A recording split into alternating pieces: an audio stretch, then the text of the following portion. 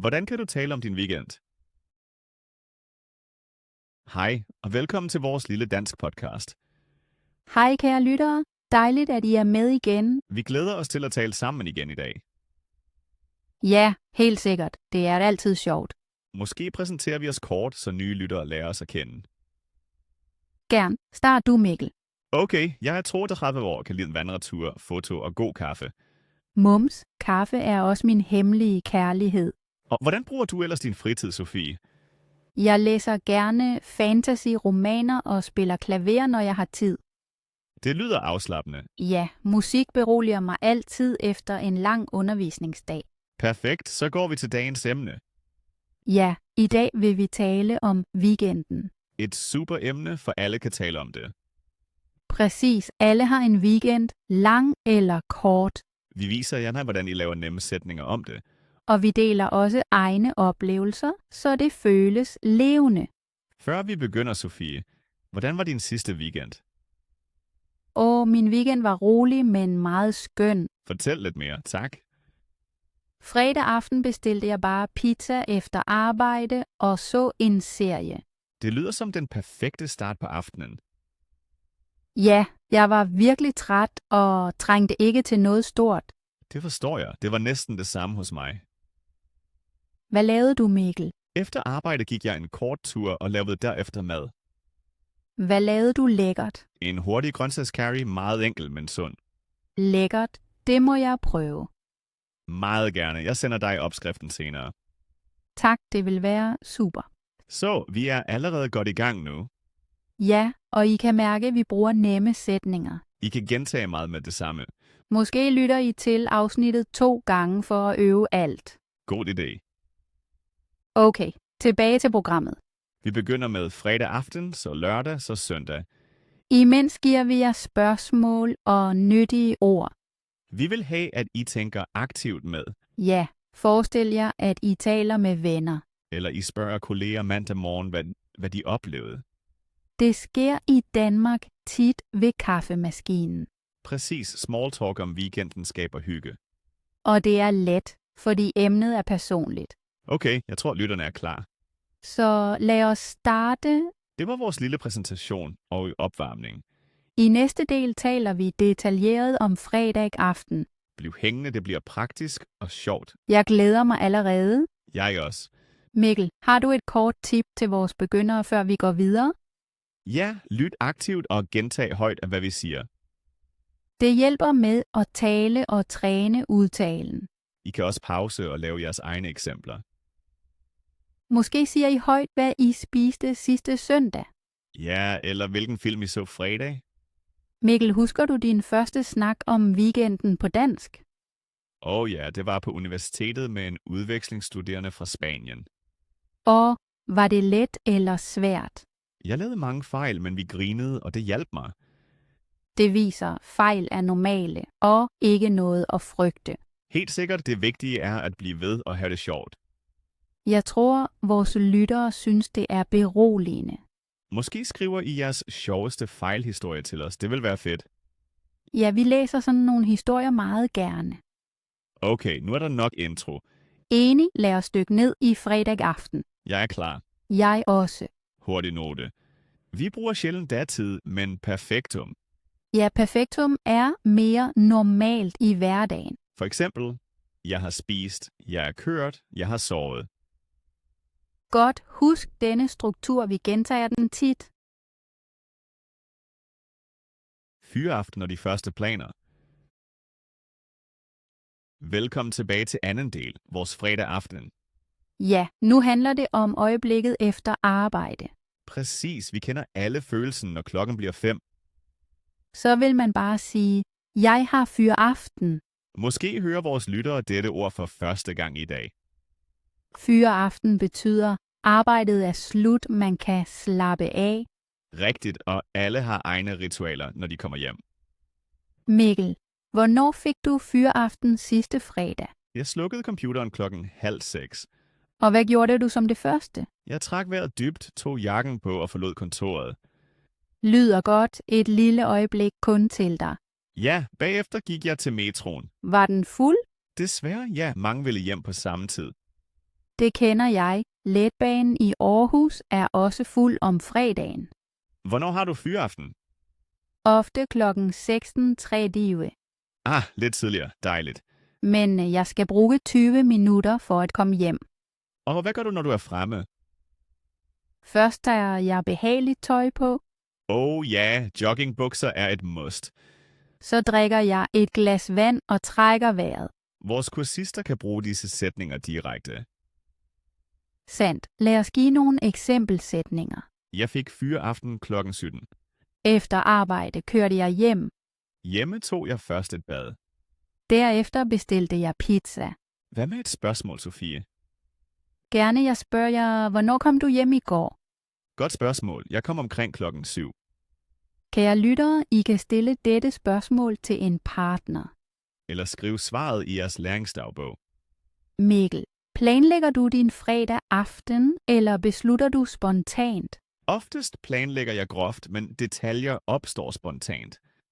Fortæl et eksempel. Sidste fredag ville jeg lave mad, så ringede en ven. Vi gik pludselig til et nyt burgersted. Det lyder lækkert. Det var det også. Veggie-burgeren var fantastisk. Jeg vælger ofte spontant, hvilken serie jeg ser. Hvilken serie var det sidste fredag? Jeg så første afsnit af Lupin. Fransk spænding. Meget cool. Tak, jeg kan lide sproget og historien. Kære lyttere, øv nu. Hvad har I gjort efter arbejde? Sæt podcasten på pause og svar højt. Ja, tal virkelig højt, det hjælper. Okay, videre. Mikkel, trænede du fredag? Nej, jeg var for træt. Jeg strakte kun ud. Forstår jeg heller ikke kun sofa og te. Nogle gange er ro den bedste aktivitet. Ja, vores tip nummer 1. Lyt til din krop. Tip 2. Planlæg ikke for meget. Giv plads til overraskelser. Og tip 3. Brug enkle sætninger, når du fortæller. For eksempel, jeg kom hjem klokken 8. Eller, jeg lavede pasta og så en film. Meget godt. Det forstår også A2-lytter. Skal vi lave et lille rollespil? Ja, jeg stiller spørgsmålet. Du svarer. Hvornår arbejdede du i går? Jeg arbejdede til klokken 5. Og hvad gjorde du bagefter? Jeg ringede til min bror, og vi chattede. Perfekt, kære lyttere. Der ser I spørgsmål og svar. I kan nu være person A eller B og øve. Måske i danskurset eller med en ven. Hvis ingen er der, så tal med jer selv. Det gør jeg tit i bilen. Det virker virkelig. Mikkel, købte du også en fredag? Ja, jeg skulle bruge brød og mælk. Hørte I sætningen, kære kursister? Jeg skulle bruge brød og mælk. Det er datid, fordi verbet ofte bruges sådan. Men I kan også sige, jeg har haft brug for brød og mælk. Meget godt. Begge former virker. Til slut i kapitlet et mini-quiz. Spørgsmål 1. Hvornår fik du fyraften i går? Spørgsmål 2. Hvad gjorde du lige bagefter? Svar højt. Vi venter kort. Super, vi håber I sagde svarene. Hvis ikke, intet problem. Prøv igen. Dermed slutter vores fredag aftendel. I næste kapitel handler det om lørdag. Bliv hængende.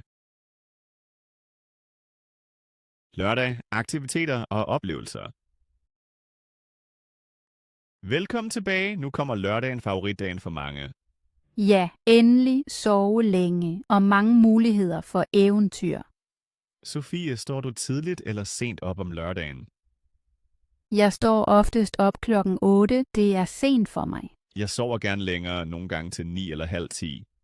Hvad er dit første lørdagsritual? Jeg laver frisk kaffe, åbner vinduet og hører stille musik. Hyggeligt. Jeg strækker mig først, drikker vand og læser nyheder. Mange kursister spørger, hvordan man taler om sådan nogle morgenmaner. Rigtigt. Et eksempel. Jeg har sovet længe, så har jeg spist morgenmad. Eller, jeg stod tidligt op og gik på markedet. God idé. Markeder er livlige om lørdagen. Sidste lørdag var jeg virkelig på torvmarkedet. Hvad købte du der? Friske grøntsager, jordbær og et stykke ost. Lækkert. Lavede du mad senere? Ja, jeg lavede ratatouille. Meget farverigt. Kan du lide at lave mad om lørdagen? Ja, det slapper mig af. Og du, laver du mad? Nogle gange, men ofte jogger jeg før jeg laver mad. Hvor langt løber du? Cirka 5 kilometer langsomt, kun for sjov. Det motiverer måske vores lyttere. Ja, sport er også godt for sproget. Man tænker klarere. Sandt, bagefter kan man lettere lære ord. Hvilke andre aktiviteter kan du lide om lørdagen? Jeg fotograferer gerne i byen. Sidste lørdag var jeg i parken. Tog du gode billeder? Ja, blomsterne blomstrede, lyset var perfekt. Dejligt. Jeg shoppede sidste lørdag. Byen var fuld. Fandt du noget særligt? Ja, en ny kjole i sommerudsalg. Tillykke, var den dyr? Nej, den var sat ned kun 150 kroner. Superkop. Kursisterne kan skrive ordet rabat. Ja, rabat betyder prisnedslag. Lad os spørge lytterne. Hvad har I købt sidste lørdag? Svar gerne højt eller skriv det ned. Jeg var også kort i fitnesscenteret. Virkelig. Hvilke øvelser lavede du? Jeg løftede vægte og gik på løbebåndet. Sejt, jeg ville være for træt efter løbeturen. Jeg havde ømme muskler bagefter, men det er det værd. Lørdag er også rengøringsdag for mange familier. Ja, husarbejde må man ikke glemme. Jeg gjorde badeværelset rent og støvsugede. Jeg vaskede kun køkkenet, resten venter. Nogle gange er en del nok, bare det bliver rent. Præcis. Senere på dagen mødes mange med venner. Sandt, hvad lavede du om aftenen? Jeg mødte 2 venner, og vi spillede brætspil. Hvilket spil? Carcassonne, kender du det? Ja, det er sjovt. Jeg læste bare om aftenen. Hvilken bog? En fantasy-roman, titel Den mørke sti. Interessant. Læste du længe? Til eleve, så var jeg træt. Jeg kom først i seng kl. 12. Vi giver nu nogle nyttige spørgsmål. Hvad lavede du lørdag morgen? Gik du ud lørdag? Lavede du sport? Mødte du venner? Og nogle mulige svar. Jeg gik i biografen. Jeg bagte kage. Jeg besøgte mine forældre. Jeg slappede af hele dagen. Vigtigt er perfektum. Jeg har besøgt. Jeg er gået. Man mærker bevægelse bruger være, alt andet have. Præcis. Jeg er løbet. Jeg har læst. Lille øvelse. Lav 3 sætninger om jeres sidste lørdag. Tryk nu pause og tal højt. Velkommen tilbage, vi håber det lykkedes. Hvis I laver fejl, fortsæt. Perfekt er ikke nødvendigt. Sofie taler vi kort om udflugter. Meget gerne. I sidste måned kørte jeg en lørdag til havet. Fortæl mere, det lyder spændende. Jeg kørte tidligt, 3 timer i bil. Var trafikken slem? Nej, alt var frit. På stranden samlede jeg muslinger. Badede du også? Ja, vandet var koldt, men forfriskende. Sådanne historier gør sproget levende. Kære lyttere, fortæl også jeres udflugtshistorier. Skriv dem ned, eller del dem med en læringspartner. Et sidste spørgsmål. Planlægger I lørdagen, eller beslutter I spontant? Tænk kort og svar nu højt. Meget godt. Vi hører jer ikke, men vi tror på jer. Jeg tror, vi har dækket lørdagen godt. Ja, fra marked til strand var alt med. I næste kapitel ser vi på søndagen, hviledagen. Bliv hængende, vi fortsætter straks. Søndag, ro og forberedelse. Godmorgen til næste del, vi er nået til søndagen. Ja, den berømte hviledag i Danmark. Mange butikker åbner sent, og gaderne er rolige. Det hjælper virkelig med at koble af. Hvordan ser din typiske søndag ud, Sofie? Jeg står lidt senere op omkring 9. Spiser du morgenmad med det samme? Nej, først laver jeg yoga i stuen. Kun 20 minutter for at vågne. Det lyder sundt. Bagefter får jeg en stor morgenmad med røræg, frugt og te. Jeg spiser også gerne lang morgenmad søndag. Nogle gange rundstykker og marmelade. Lækkert. Det dufter sikkert fantastisk. Ja, duften giver godt humør. Senere ringer jeg ofte til mine forældre. Familietid er vigtigt. Jeg mødes nogle gange med mine forældre til frokost. Laver I mad sammen? Ja, vi laver simple retter, for eksempel kartoffelsuppe. Lyder hyggeligt. Hos mig er der tit en søndagssteg, når jeg er hjemme. For nogle lyttere er det måske nyt. I Danmark spiser nogle familier traditionelt varm frokost om søndagen. Ja, søndag har man tid til det. Efter maden der går jeg gerne en tur. Det gør jeg også, mest i parken eller langs åen. Den friske luft hjælper med at få hovedet klart. Helt sikkert. Kære lyttere, I kan øve sætningen. Jeg gik en tur om søndagen. Eller, jeg har taget en lang gåtur søndag. Det giver variation i jeres fortællinger. Nogen besøger også gudstjenester eller går i kirke. Rigtigt, det er rutine for mange. Andre dyrker deres hobbyer, male, læse, høre musik. Jeg spiller nogle gange guitar og synger stille for mig selv. Det vidste jeg ikke, Mikkel. Ja, det er min lille hemmelighed. Måske spiller du for os en dag. Hvem ved, måske i en særepisode. Søndag er også forberedelsesdag til den nye uge. Ja, jeg skriver gerne en to-do-liste til mandag. Jeg planlægger mine lektioner og køber mad til ugen. Men søndag er udvalget mindre, ikke? Jo, de store supermarkeder lukker tidligt. Det skal vores lyttere vide. Derfor handler man ofte allerede lørdag. Godt tip. Lørdag aften er butikkerne meget travle. Planlægning sparer stress. Hvad laver du søndag aften? Jeg lægger tøj frem til mandag og laver en let aftensmad. Det gør jeg også. Bagefter ser jeg måske en film. Hvilken så du sidste søndag? Jeg så Forrest Gump, en klassiker. Jeg elsker musikken i den film. Ja, meget smuk. Bagefter går jeg tidligt i seng omkring 10. Jeg læser som regel et par sider og falder så i søvn. Kære lyttere, nu kan I tænke, hvordan ser jeres søndag ud? Lad os lave 3 styrespørgsmål sammen. For det første, hvad lavede du søndag morgen? For det andet, med hvem brugte du tid? For det tredje, hvordan forberedte du dig på den nye uge? Stop kort, svar højt eller skriv det ned. Velkommen tilbage, flot klaret. Mikkel, nogle kursister spørger efter typiske søndagsord. Vi samler nogen. Gåturen, frokosten, avisen, roen. Også vigtige. Sove længe, slappe af, planlægge, ringe. Noter ordene og lav små sætninger. For eksempel, jeg har sovet længe søndag. Eller, jeg har ringet til mine bedsteforældre.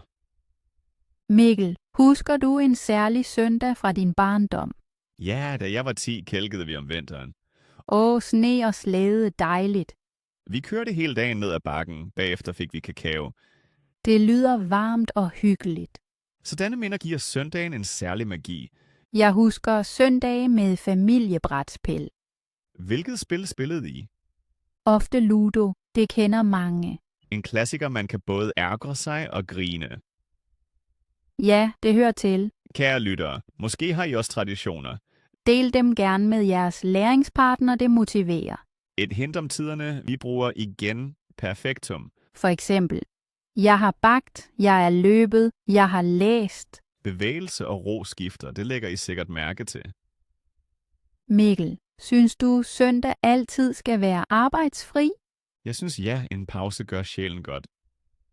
Jeg er enig, en rolig dag hjælper med at samle kræfter. Og den giver plads til familie og venner. Eller til sig selv, hvis man har brug for alene tid. Meget vigtigt, begge dele er okay.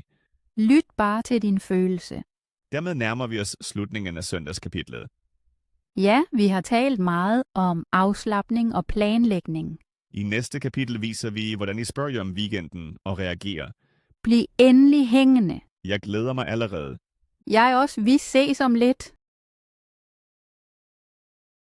Spørgsmål og reaktioner. Velkommen tilbage. Nu øver vi at stille spørgsmål om weekenden. Ja, smalltalk begynder ofte med et enkelt spørgsmål. For eksempel, hvordan var din weekend? Eller lidt mere præcist, hvad lavede du lørdag? Vi spiller det hurtigt igennem, okay? Gerne, jeg spørger først. Mikkel, hvordan var din weekend? Den var rigtig god, tak. Jeg var ved søen og læste. Lyder herligt. Var vandet varmt? Ikke rigtigt, men solen var stærk. Forstår. Reaktioner er vigtige, kære lyttere. Brug små ord som virkelig, seriøst, super. Eller I kan sige, det lyder spændende, eller interessant. Nu stiller jeg et mere præcist spørgsmål. Hvornår stod du op søndag? Jeg stod op klokken 8. Tidligt for en søndag. Ja, jeg ville udnytte dagen. Her ser I, jeg reagerede overrasket. Det gør samtalen levende. Rigtigt. Nu spørger jeg dig, Sofie. Lavede du sport lørdag? Ja, jeg joggede 5 kilometer. Wow, respekt! Løb du hurtigt? Nej, mere roligt, men det var godt. Jeg svarer igen med respekt og et følgespørgsmål. Så flyder samtalen. En nyttig sætning er også: virkelig, fortæl mere. Det viser ægte interesse. Lad os prøve det. Sofie, du bagte pizza, ikke? Jo, fredag aften. Virkelig? Fortæl mere. Jeg lavede en tynd dej og lagde meget grønt på. Der var også mozzarella. Lækkert. Brugte du en opskrift? Nej, jeg improviserede. Super idé. Kære lyttere, husk følgespørgsmål som med hvem, hvornår, hvor. Disse HV-spørgsmål åbner samtalen. Her er en liste med enkle reaktioner. For det første, virkelig. For det andet, fedt. For det tredje, det tror jeg på. 4. Klasse. 5. Hvordan var det? Øv dem højt, måske lige nu. Tryk pause, tal, kom tilbage. Velkommen tilbage. Nu et kort rollespil, Jeg er person A, du er person B. så kører vi. Hej Sofia, hvordan var din weekend? Den var rolig. Jeg læste meget. Hvad læste du? En krimi af Sara Blædel. Interessant. Var den spændende? Ja, jeg kunne ikke stoppe. Lyder super. Anbefaler du bogen? Helt sikkert. Tak. Så slutter en kort, naturlig dialog. Nu er det jeres tur. Lav lignende samtaler 2 og 2. Hvis I ser alene, tag begge roller. Det vigtige er at tale højt og reagere. Et ekstra tip. Spejl. Hvis nogen siger, jeg svømmede, svar, du svømmede. Fedt. Så viser I, at I lytter rigtigt. Endnu et eksempel med let uenighed. Gerne, jeg starter. Jeg så serier i 5 timer lørdag. Wow, 5 timer. Det er for langt for mig. Sandt, det var måske lidt meget. Men hvis det slapper dig af, hvorfor ikke? Tak for forståelsen. Her ser I, man kan være høfligt uenig. Brug bare jeg synes eller for mig. For eksempel, for mig er det for længe, men jeg forstår dig. Meget venligt og respektfuldt. Til slut i kapitlet får I 3 mini-opgaver. Opgave 1. Spørg en ven, hvordan hans weekend var. Opgave 2. Reager med mindst 2 korte udråb. Opgave 3. Stil et følgespørgsmål med hvornår eller hvorfor. Prøv det allerede i dag. Vi glæder os til jeres historier. Skriv dem gerne ned eller tal om dem. I næste del samler vi alt og giver en lille øvelse. Bliv hængende. Vi ses om lidt. Kort opsummering og øvelse. Så Mikkel, vi har nu talt meget om weekenden. Det er rigtigt. Fredag aften, lørdagseventyr og den rolige søndag. Jeg synes, det er tid til en lille opsummering. God idé. Lad os kort gentage de vigtigste punkter. For det første, brug perfektum, når I taler om weekenden. For eksempel, jeg har spist pizza, eller jeg har svømmet. For det andet, stil åbne HV-spørgsmål, så samtalen kører. Som for eksempel, hvad har du lavet? Med hvem var du ude? For det tredje, reager aktivt med små ord som virkelig. Ja, fedt. Det gør small talk levende og venlig. For det fjerde, fortæl personlige detaljer, det skaber nærhed. Og glem ikke, fejl er okay, bare I taler. Meget fint. Nu en mini-øvelse til vores lyttere. Ja, I kan være med straks. Opgave. Beskriv jeres sidste weekend i præcis 3 sætninger. Sætning 1 om fredag, sætning 2 om lørdag, sætning 3 om søndag. For eksempel, jeg så en film fredag. Lørdag gik jeg på vandretur. Søndag sov jeg længe. Nu er det jeres tur. Tryk pause, tal højt eller skriv sætningerne. Velkommen tilbage. Vi håber, I lavede 3 gode sætninger. Hvis I vil, udvid hver sætning med en detalje. For eksempel, jeg så en sjov film fredag, den hed Coco. Eller, lørdag vandrede jeg med min søster, vejret var solrigt. Så bliver sætningerne mere levende. Endnu et tip. Læs sætningerne højt, pas på udtalen. Måske optager I jer selv og lytter bagefter. Det hjælper meget i læringen. Mikkel, skal vi lave et kort eksempel sammen? Gerne. Fredag lavede jeg pasta og hørte musik. Lørdag kørte jeg til havet og badede. Søndag besøgte jeg mine bedste forældre og spiste kage. Perfekt. 3 klare sætninger. Kære lyttere, prøv igen med det samme. Jo mere I øver, desto mere flydende taler I.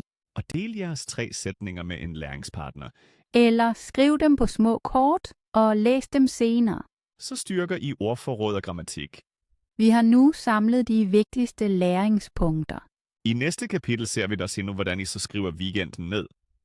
En læringsdagbog kan være meget nyttig. Bliv derfor hængende, vi fortsætter straks. Jeg glæder mig allerede. Weekenddagbogen. Velkommen tilbage, kære folk. Nu handler det om at skrive.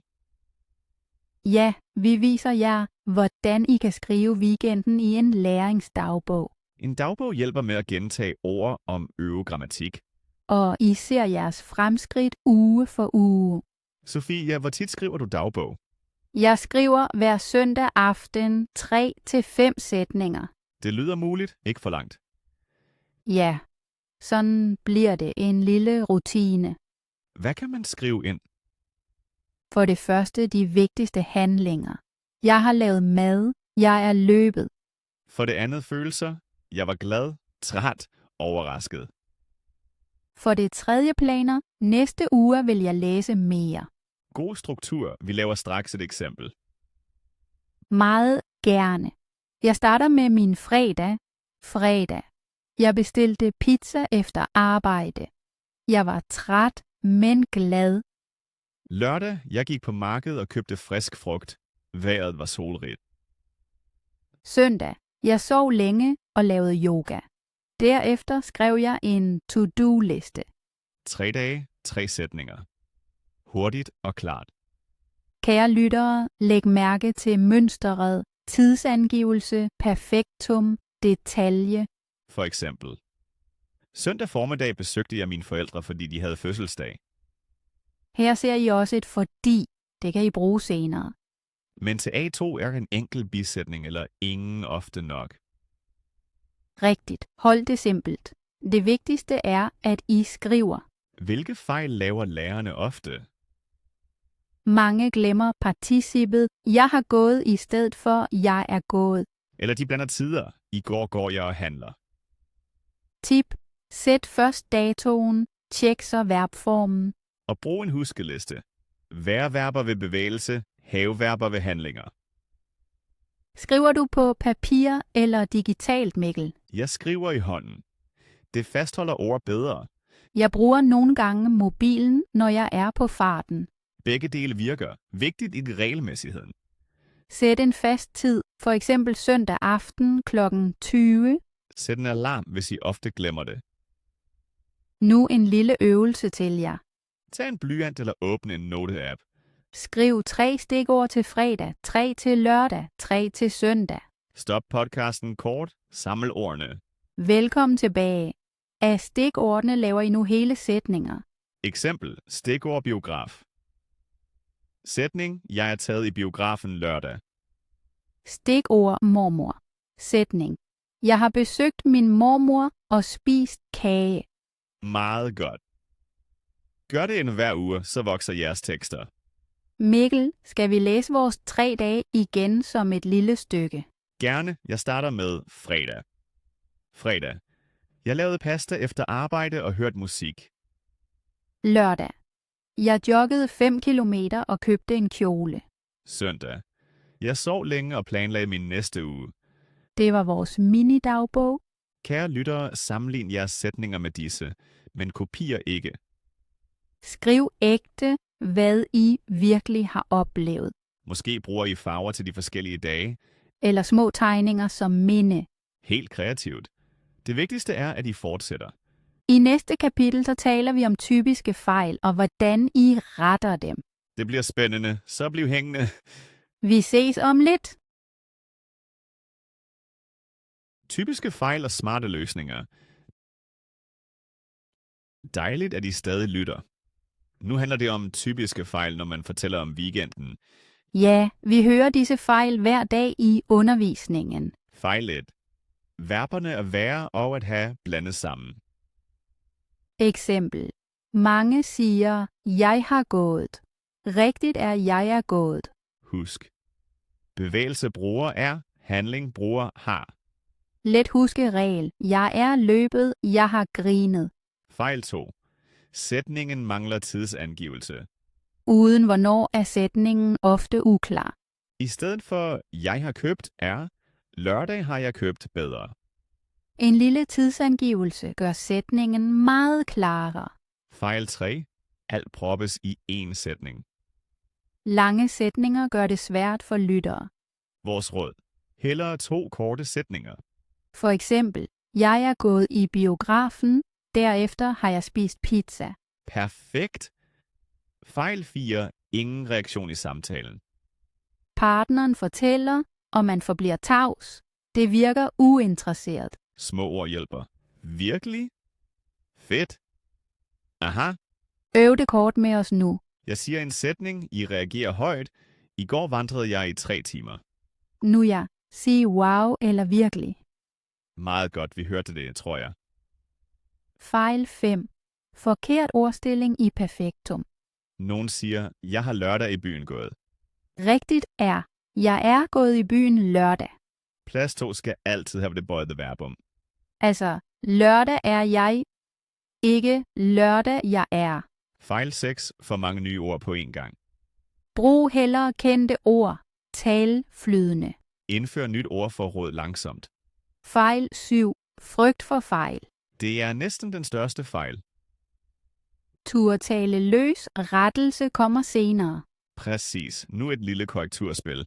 Jeg læser en forkert sætning, du retter den. Så begynder vi. Jeg har søndag sent stået op. Rigtigt er, jeg er stået sent op søndag. Meget godt. Næste sætning. Jeg er fodboldspillet. Rettelse, jeg har spillet fodbold. Super. Kære lyttere, vær med ret højt. 2 sætninger mere til jer. Første sætning. Lørdag har jeg lavet pizza. Tænk kort.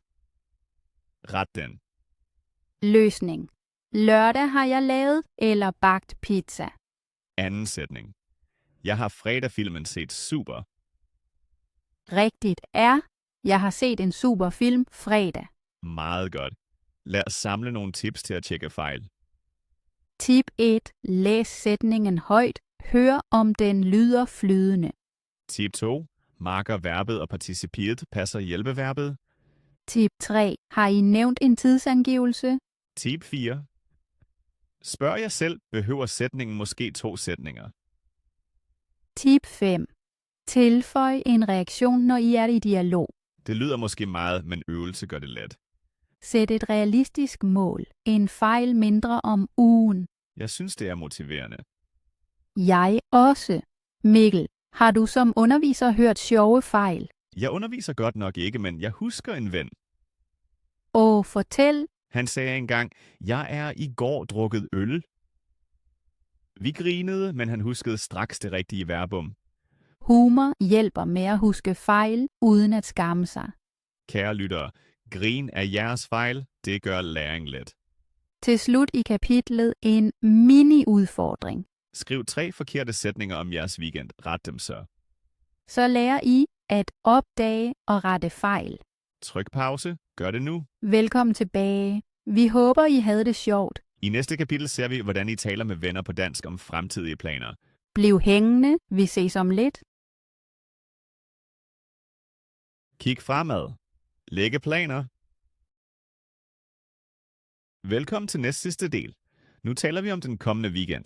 Ja, fremtidsplaner er et godt emne til small talk. På dansk bruger vi ofte nutid eller ordet skal. Nutid lyder lettere. I morgen går jeg i biografen. Eller på lørdag skal jeg mødes med mine venner. Mikkel, har du allerede planlagt noget? Lidt. Fredag aften skal jeg nok lave mad. Hvad vil du lave? Jeg tænker på Thai curry. Det er hurtigt og lækkert. Lyder godt. Og lørdag? Lørdag planlægger jeg en lille cykeltur langs Gudenåen. Hvor langt er det? Cirka 20 km tur-retur. Wow, sporty. Er du forberedt? Jeg pumper dækkene i morgen og tager vand med. Meget fornuftigt. Kære lyttere, læg mærke til klare verber. Jeg planlægger, jeg skal. Sofie, hvad vil du lave? Jeg har endnu ingen fast plan, men jeg vil gerne i friluftsbad. Bliver vejret godt? Prognosen siger sol og 28 grader. Perfekt til svømning. Har du selskab? Ja, en kollega kommer måske med. Måske, så sig. Hun kommer måske med. Rigtigt, tak for præciseringen. Vores lyttere kan nu øve. Jeg skal måske. Eller, jeg vil gerne. Endnu et eksempel. Søndag skal jeg sove længe. Eller, søndag møder jeg min familie. Vi viser igen en mini-dialog. Jeg spørger dig som en kollega onsdag. Hej Mikkel, har du planer for weekenden? Ja, jeg skal besøge en udstilling. Fedt. Hvilken udstilling? Fotografi på Bymuseet. Lyder spændende. God fornøjelse. Tak. Og du? Jeg vil invitere mine forældre til grill. Lækkert, jeg elsker grillede grøntsager. Du er også inviteret, hvis du har lyst. Hvor sødt. Jeg giver besked. Så slutter en hyggelig fremtidssamtale. Nu et par vigtige ord til planlægning. Ha' planer. Planlægge. Håbe. Måske. Sikker. Sandsynligvis. Sæt dem i korte sætninger. For eksempel. Jeg har planer om at gå i teatret. Eller, jeg bliver sandsynligvis hjemme. Vi giver jer igen en øvelse. Opgave. Lav 2 sætninger om faste planer og en om en idé. Eksempel. Lørdag besøger jeg min tante. Søndag skal jeg løbe. Måske køber jeg nye sko. Tryk pause, lav jeres sætninger, tal højt. Velkommen tilbage. Godt klaret. Nu taler vi kort om spørgsmål til planer. Hvad laver du fredag? Lyder afslappet. Skal du arbejde i weekenden? Lidt mere formelt. Har du lyst til at komme med? Meget inviterende. Kære lyttere, prøv disse spørgsmål i hverdagen. Et lille tip. Brug måske, når I ikke er sikre. For eksempel. Måske går vi på café? Så lyder I høflige og åbne. Man kan også sige, jeg er ikke helt sikker endnu. Det viser ærlighed. Sofie, har du allerede reserveret biografbilletter? Ikke endnu, jeg venter til torsdag. Så sig, jeg køber billetterne torsdag. Godt tip, så bruger jeg fremtid eller nutid tydeligt. Til sidst i dette kapitel 3 sætningsskabeloner. 4. Fredag laver jeg. 2. Lørdag skal jeg. 3. Søndag vil jeg. Skriv dem nu med jeres egne indhold. Så er det I klar til en hver mandag morgensnak. I næste og sidste kapitel samler vi alt og siger farvel. Bliv hængende. Det kan betale sig. Fælles afslutning og blik frem. Så Sofie, jeg tror, vi har givet mange tips. Ja, vi har rejst gennem hele weekenden sammen. Fra fyreaftenpizza til søndagsplaner og fremtidsidéer. Præcis. Det er et godt tidspunkt at runde af. Enig. Vil du give en kort opsummering? Meget gerne. Jeg prøver med få sætninger. Vi har vist dig, hvordan du på dansk taler let om din weekend. Først kom fredag aften med ordet fyraften. Vi forklarede, hvordan du laver simple perfektum-sætninger, som jeg har spist, jeg er kørt. Lørdag handlede om marked, sport, madlavning og udflugter. Du lærte at stille gode spørgsmål og reagere levende. Søndag stod for ro med familie, gåture og planlægning. Derefter lærte du små udbrud til naturlige reaktioner. I dagbogskapitlet så skrev vi weekenden i 3 klare sætninger. Vi rettede typiske fejl, er eller har, ordstilling, manglende tid. Til sidst planlagde vi næste weekend med nutid og skal og ord som måske eller sandsynligvis. Det vigtigste. Lav korte, klare sætninger, brug HV-spørgsmål, reager aktivt og vær ikke bange for fejl. Flot opsummeret, tak. Det var virkelig det væsentlige. Selv tak. Det var sjovt at se det samlet. Enig. Så er vi nået til farveldelen. Ja, lidt trist, men jeg er glad for al den viden, vi gav. Helt sikkert. Kære lyttere, tak fordi I fulgte med helt hertil. Dejligt at have jer med i tankerne. Vi håber, I talte med, grinede og lærte noget nyt. Hvis I kunne lide afsnittet, så øv jeres 3 weekendsætninger i dag, eller spørg en ven om hans planer. Og hvis I går i stå, hør episoden igen. Gentagelse hjælper altid. Helt rigtigt. Jeg nød også dine personlige historier, Sofie. Tak, Mikkel. Din cykelturs idé motiverer mig meget. Måske cykler jeg forbi, hvis du er i friluftsbadet. Det vil være sjovt. Vi holder kontakten. Bestemt. Så siger vi begge farvel, ikke? Ja. Hej alle sammen. Tak for at lytte, blive motiveret og have en skøn weekend, når den starter for jer. Jeg siger det samme. Pas på jer selv, forbliv nysgerrige og kig forbi næste afsnit. Vi høres ved.